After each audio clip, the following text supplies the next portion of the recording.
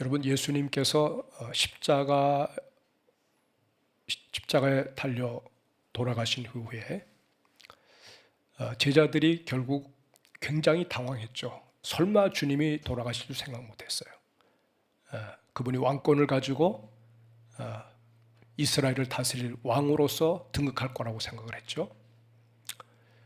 근데 이제 십자가로 모든 것이 다 이제 무너지게 된 거예요. 제자들은 그래서 여러분, 예수님이 유대 사람들 입장에서 볼 때, 권력자들 입장에서 볼 때는 반란수교거든요. 그런데 그 주님을 제거하고 난 다음에 그 밑에서 떠받들었던 제자들을 가만두겠습니까? 그 제자들이 다 무서워서 도망치는 겁니다. 가능하면 예루살렘에서 멀리 가자 해서 간 곳이 자기들이 원래 살던 갈릴리 지역이었어요. 다시 옛날로 돌아갑니다. 고기나 잡으면서. 그리고 이제는 지나간 것 다 잊어버리고 그냥 그렇게 살자. 근데 놀랍게도 부활하신 예수님께서 거기를 먼저 찾아가셨어요. 여러분, 예수가 다시 사셨다. 부활하신 주님이 살아서 제자들 앞에 나타났을 때 제자들의 그 충격이 얼마나 컸을까요? 만약에 여러분, 부활하신 주님이 그냥 현시적으로 우리 눈앞에, 여러분 앞에 나타난다면 여러분은 어떤 반응을 보시겠어요? 이미 주님이 내 안에 계시다는 확신을 가지고 살아가는 사람들이야 뭐 그렇게 크게 놀라지 않겠지만은 적어도 죽었다고 생각한 분이 살아서 내 앞에 섰다. 그래서 여기 오늘 본문에 보면 갈릴리 그 어느 한 산에 제자들 주님 모시고 이제 주님께서 그들에게 이제 말씀하시는 내용이 나오는데 전부 다 의심하는 사람들이 많았어요. 이가 누구냐? 정말 부활하신 분이냐? 예수님이 죽으셨는데 어떻게 살아서 우리 앞에 서 있느냐? 그거죠. 사랑하는 여러분, 우리 예수님께서 여기 복음서의 끝자락에 제자들에게 나타나서 부활하신 주님이 던지시는 그 메시지, 여기 18절로부터 20절까지의 내용을 들여다보면 뭐든지 그렇잖아요. 부모님이 돌아가실 때 자녀들에게 몇 마디 남기는 그 메시지, 굉장히 중요한 얘기잖아요. 살아가면서 부모님의 많은 얘기를 했어요. 근데 다 잊어먹었어요. 그러나 적어도 임종 가운데서 부모님이 우리에게 주시는 메시지는 잊지 말아야죠. 그죠? 잊을 수가 없는 거죠. 가장 중요한 거죠. 우리 자녀들이 새겨들어야 될 가장 중요한 얘기 아닙니까? 예수님께서 이 땅에서 사람의 몸을 입으시고 사역을 하시다가 십자가에 돌아가시고 다시 부활하셔서 이제 승천하실 바로 그 시점에 제자들에게 던지시는 그 메시지, 유언적인 메시지예요. 주님을 따르는 제자들과 또 오고는 모든 후세의 모든 교회 믿음의 성도들이 절대로 놓치지 말아야 될 아주 중요한 얘기를 주님께서 남기시는 거예요. 우리는 그래서 그것을 뭐라고 얘기하느냐면 주님의 선교 대위임령이라고 말을 하죠.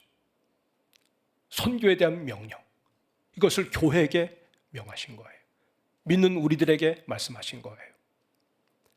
선 여러분, 제자들 입장에서 볼 때는 이 말씀을 들을 때 어떤 생각을 가졌겠느냐 하면, 아니 지금 우리를 적대하는 그런 사람들이 두려워서 꽁꽁 숨어서 있는데 발각될까 봐 두려운 우리들이 어떻게 나와서 이 선교의 사명을 감당하느냐. 우리 힘으로 안 된다. 우리는 더 이상 두려워서 안 됩니다. 못합니다. 우리 다 같이 아마 그렇게 얘기했을 거예요. 자기를 보니까 형편없어요. 자기를 보니까 거기에 합당하지 않아요. 실패했어요.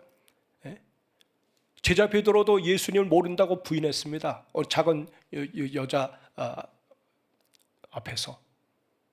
나 저 사람 몰라요. 저 사람 나하고 아무 상관이 없어요. 저 사람 저주를 받을지어다. 세 번째는 저주까지 하면서 나는 예수님과 아무 상관이 없다고 했던 제자예요. 그 제자들에게 찾아오신 주님, 감히 머리를 못 들고 그걸 생각하니까 너무나 부끄럽고, 근데 주님께서 뭐라고 말씀하실 때 야단을 잔뜩 맞아야 되는데 우리 주님의 입에서 나오는 말씀은 그런 말씀이 아니었어요. 주님께서 너희를 쓰시겠다는 얘기였어요. 여러분, 이게 얼마나 놀랍습니까? 그리고 여기 오늘 본문에 보면 주님께서 던지시는 첫 마디의 말씀이 그거예요. 우리 18절 말씀을 한번 같이 읽어보겠습니다. 다 같이 읽습니다. 예수께서 나와 말씀하여 이르시되 하늘과 땅의 모든 권세를 내게 주셨으니. 여러분, 우리가 이 본문 말씀을 읽을 때 이 부분을 그냥 지나칠 때가 많아요. 가서 뭐 해라, 가서 뭐 전해라, 가서 뭐 해라, 이걸 먼저 우리가 생각합니다. 근데 주님께서 제자들에게 던진 말씀은 그것이 아니었어요. 예? 하나님 아버지께서 내게 권세를 주셨는데 하늘과 땅의 모든 권세를 내게 주셨다. 이 말씀을 던지신 거예요. 사랑하는 여러분, 주님은 우리에게 부담되는 어떤 명령부터 주신 것이 아닙니다. 내가 누구인지를 주님께서 먼저 자신을 드러내신 거예요. 하늘과 땅의 모든 권세. 한 지역의 왕도 대단한 권세를 가지고 있는데, 우리 주님이 가신 그 권세는 땅만이 아닙니다. 열방만이 아닙니다. 하늘까지 다 주님의 통치 아래 있다는 겁니다. 여러분, 지금까지 이렇게 말한 사람이 없었어요. 지금까지도 이런 메시지를 우리에게 던지는 분이 없었어요. 하늘과 땅의 모든 권세를 내게 주셨다. 제자들은 자신들이 상대하는 세상이 너무나 힘들고 또 자그마한 말 한마디에도 그냥 기가 꺾여가지고 그냥 납작 엎드려지는 그러한 힘든 세상을 살아가고 있다는 것을 알았어요. 또 주님께서 그것을 아셨죠. 결코 쉽지 않다는 것을. 공생의 기간 동안 주님과 함께 있으면서도 많은 핍박도 받았고 또 사람들 앞에 놀림도 당했고 그랬는데 그런 세상을 주님도 없이 우리가 어떻게 가서 그 일을 감당할 수 있겠느냐. 우리 주님께서 다 하신 거죠. 그래서 하신 말씀이 너희가 두렵게 생각하고 넘나들 수 없는 그런 장벽처럼 여겨지는 이 세상이 내가 그것보다 더 크다는 얘기예요. 내가 그것보다 더 크다. 너희들이 두려워하는 그 사람보다 내가 더 크다. 내가 염려하는 그 핍박보다 내가 더 크다. 너를 기가 질리게 만드는 그 어떤 사건보다 내가 더 크다. 그걸 주님께서 선포하신 거예요. 여러분, 이것이 바로 주님의 명령을 수행하는 출발점이 되는 겁니다. 선교가 뭐냐? 바로 여기서 출발하는 거예요. 하늘과 땅의 모든 권세를 가지신 그 주님을 우리가 대면하면서 거기서부터 시작을 하는 거예요. 내 힘이 아닙니다. 주님의 힘입니다. 내 권세가 아닙니다. 주님의 권세입니다. 거기서부터 선교가 시작이 되는 거예요. 사랑하는 여러분, 우리는 어떤 사람을 믿고 가는 그런 사람이 아닙니다. 우선 어떤 환경이 좋아지면 일을 하고 환경이 안 되면 일을 못하는 그런 제한적인 그런 거기 갇혀서 사는 사람들이 아닙니다. 권력자들이 핍박을 하면 움츠러들고 권력자들이 그냥 풀어주면 그제서야 활기를 띠는 그러한 연약한 존재들이 아닙니다.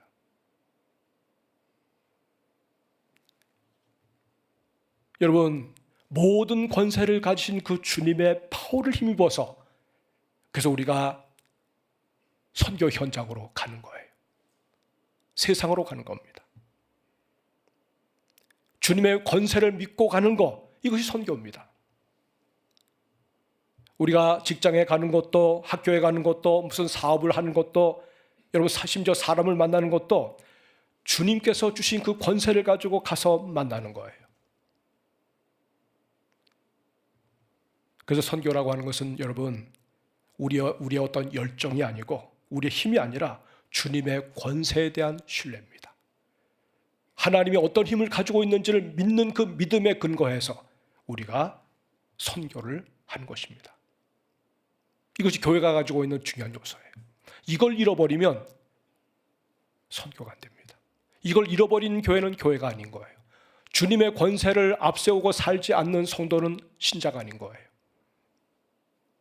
이게 제일 중요한 거예요.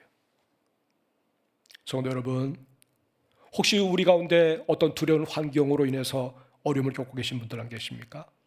직장 생활에서 때로 어려움을 겪을 수 있어요. 사람과의 관계 속에서 때로 우리는 여러분, 많은 어떤 압박을 받을 수가 있어요. 여러분, 이럴 때 우리가 꼭 기억해야 됩니다. 뭘 기억해야 됩니까? 환경보다 더 크신, 이 모든 상황보다 더 크신 우리 주 예수님이 나와 함께하고 계시다는 것을 믿으시기를 바랍니다. 하늘과 땅의 모든 권세를 주께서, 아버지께서 내게 주셨다. 여기 얼마나 놀라운 일입니까? 그래서 이 말씀을 근거로 해서 주님께서 말씀하세요. 그러므로 우리 한번 19절 한번 읽어볼까요? 다 같이 한번 읽어봅니다. 19절 시작. 그러므로 너희는 가서 모든 민족을 제자로 삼아 아버지와 아들과 성령의 이름으로 세례를 베풀고. 아멘. 여러분, 이 그러므로라고 하는 것은 바로 앞에 말씀과 뒤에 것을 해서 연결해 주는 거예요. 이 그러므로가 빠지면 앞절과 뒷절이 아무 이유가 없어요. 주께서 주신 권세를 가지고 가라는 겁니다. 그러므로. 여기 그러나가 있다면 앞에 주님의 권세와 나는 아무 관계가 없어요. 주님은 뭐 그런 권세를 가지고 계시겠죠. 근데 나는 아닌데요, 뭐. 그거죠. 근데 주님께서 그렇지 않다. 그러므로 내가 가지고 있는 그 권세가 너희의 권세가 된다. 그 권세를 내가 너희한테 위임할 수 있다. 이걸 주님께서 말씀하신 거예요. 그러므로 너희는 가라는 겁니다. 근데 여러분, 이게 원어에 보면, 제가 원어를 잘 모르기 때문에 성경 해석하는 내용을 한번 들어봤는데, 가면서란 뜻이 있어요. 가면서. 너희가 가서, 가면서, 현재 진행형입니다. 다시 말하면 일상을 떠나서 특별한 곳에 그냥 가 있는 것이 아니라 그냥 출발하는 순간부터, 가면서부터 우리의 삶이 펼쳐지잖아요. 가면서 그 계속 진행되는 그 삶 속에서 복음을 살아내라는 겁니다. 하나님의 능력이 어떠함을 사람들 앞에 증거하라는 거예요. 사랑하는 여러분, 그러니까 오늘 하나님께서 우리에게 주시는 이 권세가 오늘도 우리의 삶의 현장에서 쓰여지는 거, 이제 오늘도 하나님 앞에 나와서 예배를 드립니다만 이 예배를 드리는 힘도 주의 힘을 힘입어서, 성령의 힘을 힘입어서 올려질 때 그 찬양이 하나님 앞에 상달이 되고 우리의 기도가 하나님 앞에 상달이 되는 거 아니겠습니까? 여러분, 주님의 능력을 힘입지 않고 예수 믿을 수 있나요? 주님의 능력을 힘입지 않고 기도할 수가 있나요? 주님의 이름을, 능력을 힘입지 않고 우리가 누구한테 가서 여러분 위로하고 그들을 싸매어주고 할 수가 있나요? 우리 힘으로는 안 되는 겁니다. 주님께서 하세요. 너 힘으로 안 돼. 제자들아, 너 왜 낙심하냐? 풀이 죽었냐? 과거의 실패가 너희들의 발목을 잡지 못하게 하라. 그럴 수밖에 없어. 맞아. 그래서 내가 너희에게 하늘과 땅의 모든 권세를 주신 그 주님의 권세를 가지고 내가 너희와 함께하는 거야. 이 힘 가지고 살라는 얘기죠. 이 힘 가지고. 사랑하는 여러분, 오늘 여기 본문에 주님께서 하시는 말씀을 통해서 보면 선교가 뭐냐? 그럼 선교를 위임받은 사람들이 누구냐? 특별한 사람이 아닙니다. 예수 그리스도를 따르는 제자들은 다 선교입니다. 선교에 동참하는 거예요. 예수 그리스도를 따르는 무리들이 모인 곳이 교회 아닙니까? 그 교회는 선교 공동체인 거예요. 하나님의 교회는 여러분 구제도 하고 예배도 드리고 봉사도 하고 친교도 하고 때때로 지역사회를 위해서 뭔가 잔치도 열어주고 별의별 것 가운데 그 여러 부서들이 있는 가운데 선교부가 있어서 선교도 한다. 여러 하는 일 가운데 선교도 있다. 그것이 아니라는 얘기예요.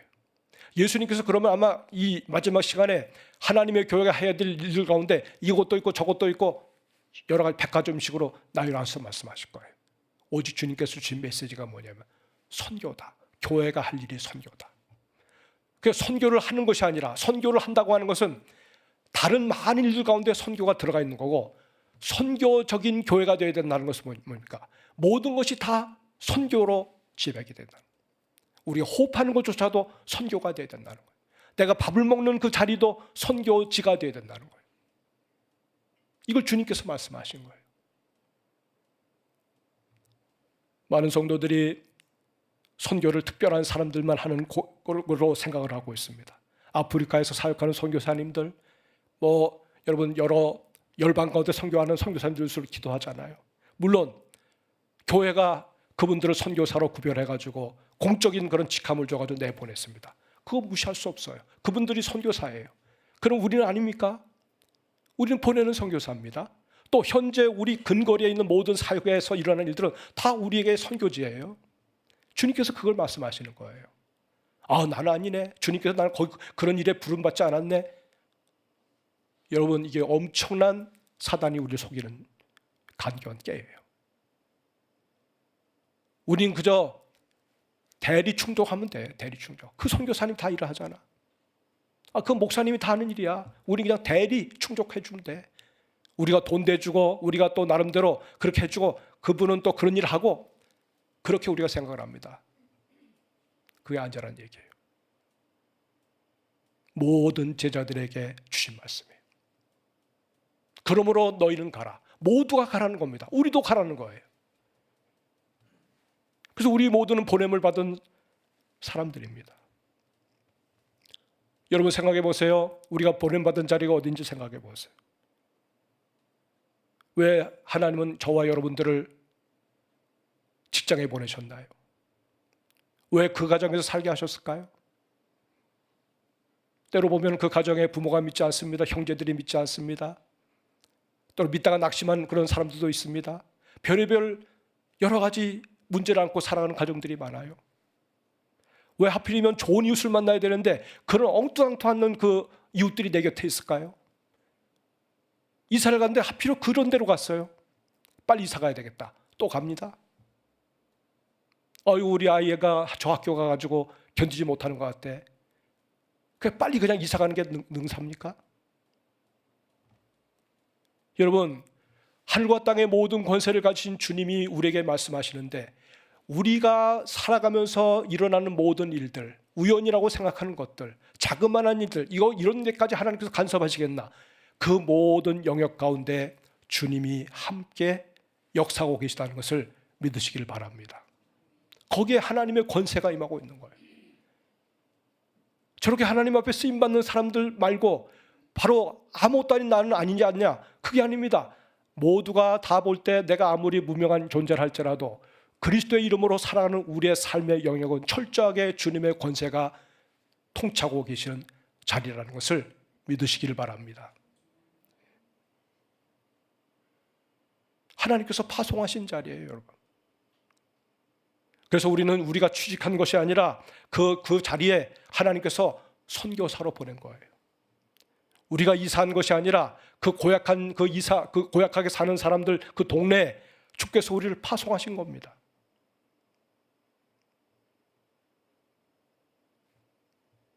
모든 영역이 그래요. 여러분, 어느 선교사님이 이런 말을 했답니다. 하나님은 사람을 먼저 보내시고 그 다음에 그 후에 복음을 보내신다 그랬어요. 전 처음에 이 말을 들었을 때 뭐 저렇게 해석을 하시나? 복음이 먼저 가고 그 다음에 사람이 따라가는 거 아닌가? 하나님 말씀이 먼저 임하고 그 다음에 그 뒤를 이어서 어떤 사건이 일어나는 거 아닌가? 그렇게 생각을 했어요. 근데 선교사님 말씀을 가만히 들어보니까 그 이해가 되더라고요. 먼저 사람을 보내십니다. 왜 여기 이 본문에 보면 주님께서 그러므로 너는 가서, 이게 먼저예요. 그다음 그 뒤를 이어서 여러 가지 일들이 나와요. 하나님께서 우리의 각자의 삶의 자리, 거기 선교지인데, 그곳이 바로 우리가 가게 된 선교지인데 우리를 먼저 글로 보내신 거예요. 그리고 여러분의 삶을 통해서 복음을 보여주길 원하신 거예요. 복음이 어떻다는 것을 우리를 통해서 보길 원하신 거예요. 성도 여러분, 많은 사람들이 교회 안에서는 신앙생활을 잘합니다. 보면 교회에서 볼 때 감동 주는 사람들 많잖아요.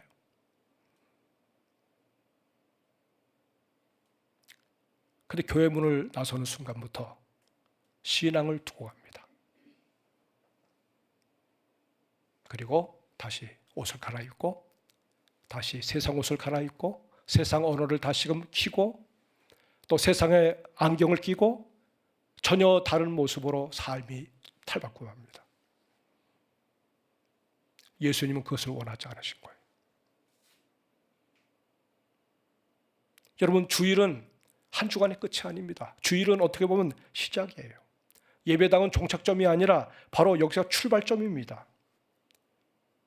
여러분, 교회는 사람을 세상에서 불러 모으는 공동체이면서도 바로 동시에 세상으로 내보내는 흩어지는 공동체예요. 주일은 교회가 여기 모입니다. 평상시에는 교회가 각 가정으로 갑니다. 선교사가 가는 곳이 바로 교회입니다. 여러분이 가는 곳이 교회입니다.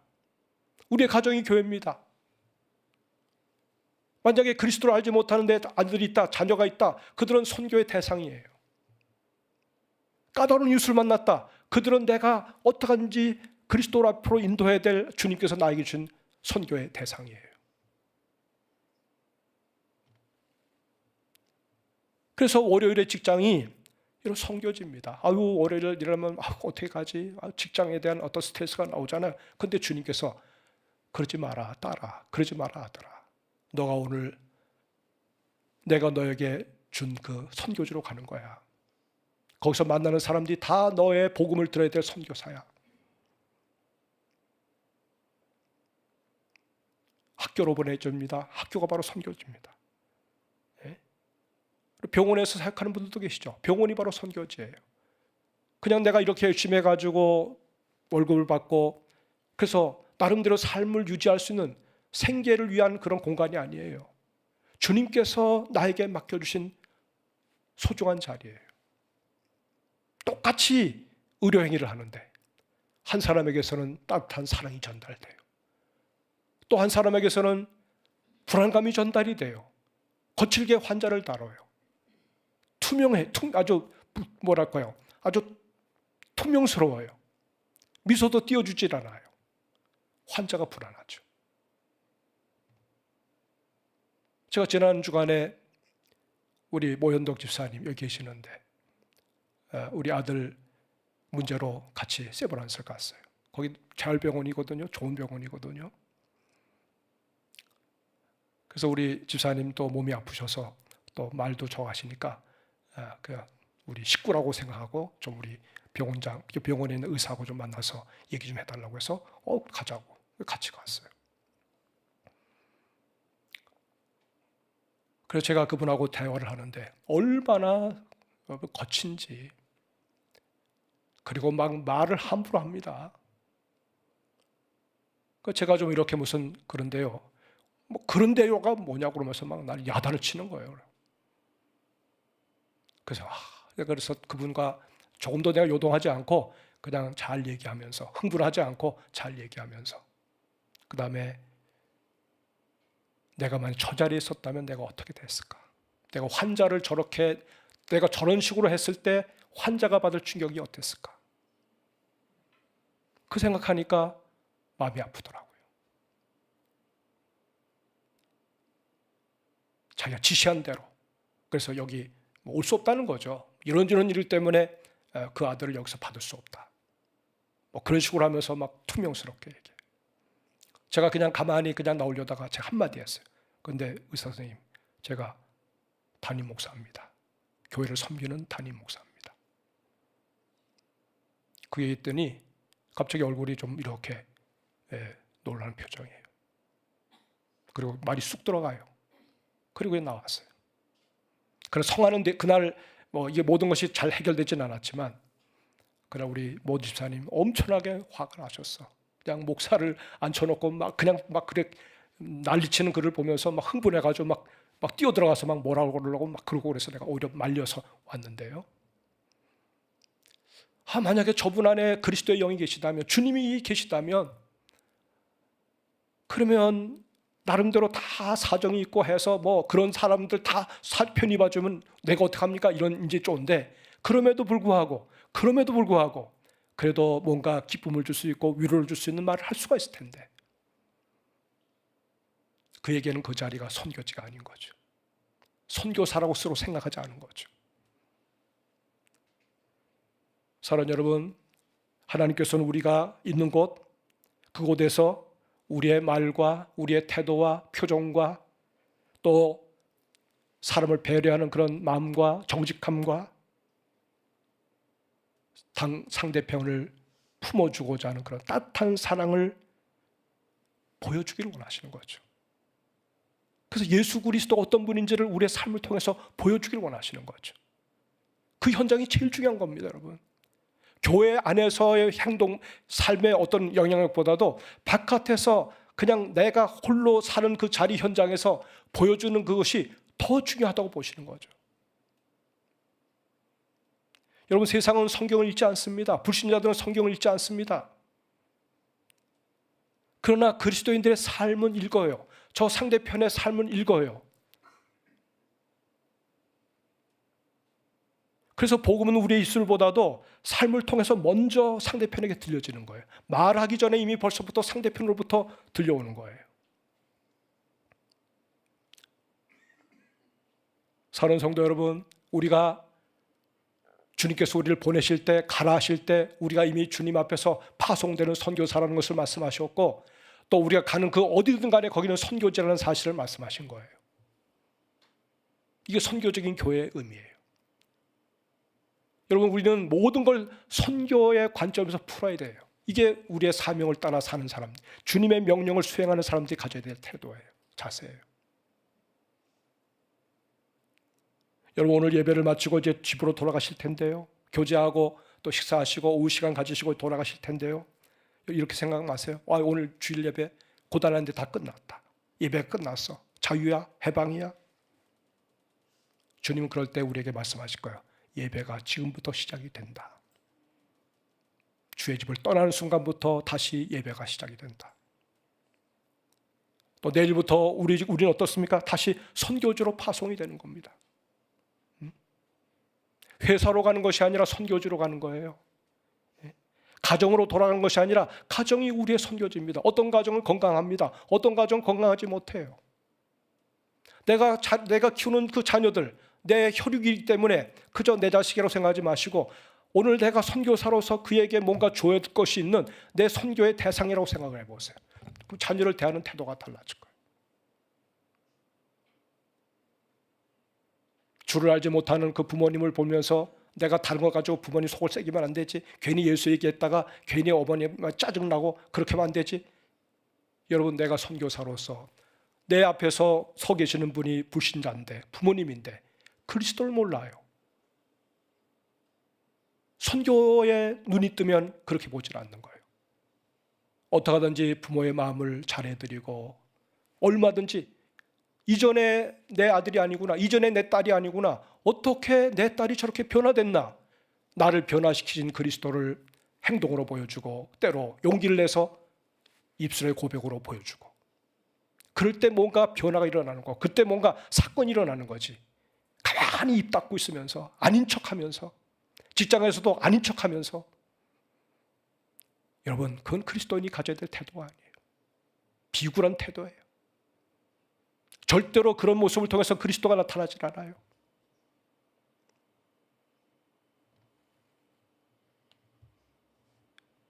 사랑하는 여러분, 말씀을 맺습니다. 오늘 이 한 주간 우리 한번 이렇게 한번 기도해 보세요. 주님, 오늘 제가 가는 곳을 선교지로 보게 해 주십시오. 제가 이번 한 주간 동안 이 기도를 가지고 하나님 앞에 한번 테스트해 봤어요. 주님, 오늘 내가 가는 곳이 선교지입니다. 오늘 제가 만나는 사람이 내가 선교해야 될 대상입니다. 만나는 사람을 하나님께서 맡기신 내 영혼으로 알고 그 영혼을 잘 케어할 수 있게 해주십시오. 제 말과 행동을 통해서 그리스도의 향기가 나게 해주십시오.